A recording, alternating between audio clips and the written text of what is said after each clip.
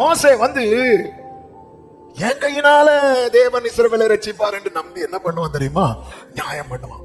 ஜனங்கள்லாம் கேட்டாங்க, எப்படி தெரியுமா? மோசைக்கு நியாயமே என்ன தெரியுமா? அவன் இந்த ரிப்பேர்லாம் கிடையாது. அவன் கொஞ்சம் சிலர் பதிக்கலாம், கொஞ்சம் வளைஞ்சாலே தூக்கி போட்டுருக்காரு. அவன் ரிப்பேர்லாம் கிடையாது, ஒரே அடி முடிச்சு. இதை நியாயம் பார்த்தாரு. இவனை நான் யாராதான் ஒன்னு எங்களுக்கு தலைவனா ஏற்படுத்தினது. இப்ப மோசே டீல் பண்ண வாராருனாலே சகோதரர்களுக்குள்ளே பயம் வந்துட்டு. சும்மா விளையாட்டுக்கு தான் இப்படி தட்டினேன். சில சொல்லுவாங்க, விளையாட்டுக்கு இப்படி வச்சு 2 பல்லு உடனே கீழே விழுந்து. இல்ல சில விளையாட்டுக்கு தட்டுறது அப்படிதான் தட்டுவாங்க. சொன்னா சும்மா தான் இப்படி தள்ளி விட்டேன்.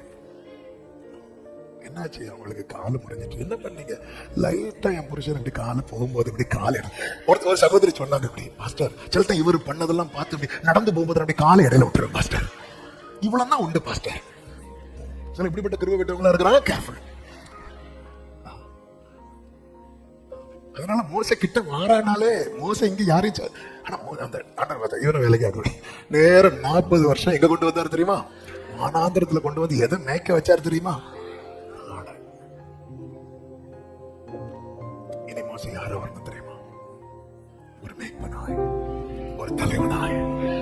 வனாந்திரம், ஹல்லேலூயா, அது உன்னை அழிப்பதற்கான இடம் அல்ல.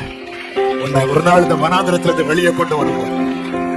கர்த்தருடைய வாய் சொல்லும் புது நாமத்தினாலே இனி நீ சிவா என்றும் பியூலா என்றும் அழைக்கப்படுவாய்.